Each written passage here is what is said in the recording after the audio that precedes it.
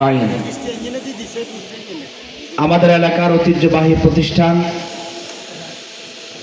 বেতাগাঁও বায়তুল মামুর নুরানি মাদ্রাসার আজকের এই বার্ষিক মাহফিলের সম্মানিত প্রধান মুফাসসির একটু পরে তিনি আলোচনা পেশ করবেন। তিনি আমাদের মধ্যে হাজির আছেন। আজকের এই মাহফিলের সম্মানিত সুযোগ্য সভাপতি বিশিষ্ট রাজনীতিবিদ জনাব ফারুক আহমেদ ভাই, উপস্থিত অন্যান্য ওলামায়ে কেরাম, আমার পিতৃতুল্য মুরব্বিয়ানে কেরাম, তরুণ যুবক ভাইয়েরা, পর্দার আড়ালের মা এবং বোনেরা, আসসালামু আলাইকুম ওয়া রাহমাতুল্লাহ। আল্লাহর দরবারে লাখো কোটি শুকরিয়া। এই শীতের সময় এখন আপনারা এখানে মাহফিলে অবস্থান করছেন। তাফসিরুল কোরআন মাহফিল, ওয়াজ মাহফিল আমাদের এই সমাজে দ্বীনের প্রচার এবং প্রসারে যুগ যুগ ধরে গুরুত্বপূর্ণ ভূমিকা পালন করে আসছে। এই ওয়াজ মাহফিলগুলো আমাদের নৈতিক চরিত্রকে সংশোধন করে আমাদেরকে আল্লাহর নৈকট্য অর্জন অনেক বেশি পথ বাতলে দেয়, অনেক বেশি গাইড আমাদেরকে করে।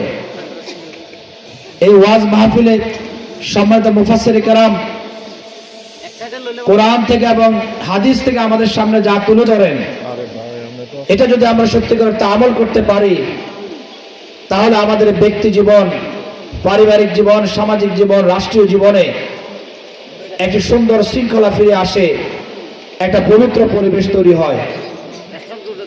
আমি বিনীতভাবে অনুরোধ করব, যে কোরআন দিয়ে আইয়ামে জাহেলিয়াতের অন্ধকার দূর হয়েছিল, যে রাসূল করিম সাল্লাল্লাহু আলাইহি ওয়াসাল্লাম তার আদর্শ দিয়ে জাহেলিয়াতের সকল পাপ প্রকৃতিকে দূরীভূত করেছিলেন, আমরা সেই কোরআন এবং হাদিসকে আঁকড়ে ধরব, তার আলোকে আমাদের জীবনকে পরিচালনা করব। বিদায় হজের ভাষণে রাসূল করিম সাল্লাল্লাহু আলাইহি ওয়াসাল্লাম বলেছেন, তারাকতুম আমরাইন লাম তাদিল্লু মা তামাসসাকতুম বিহিমা কিতাবাল্লাহি ওয়া সুন্নতি।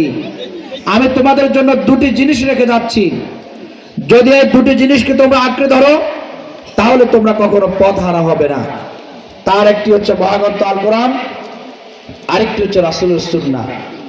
আমি বিনীতভাবে অনুরোধ জানাবো, আমার মা এবং বোনেরা যারা শুনছেন, এই যে অনেক কষ্ট করে মাহফিল আয়োজন, এটি যদি আমাদের জীবনের কোন একটি অধ্যায়ে একটু পরিশুদ্ধ করে আল্লাহর নৈকট্য অর্জনে যদি এই মাহফিল আমাদের পাথেয় হতে পারে, তাহলে আমাদের জীবনটা সার্থক হবে। আমি আর কথা লম্বা করতে চাই না।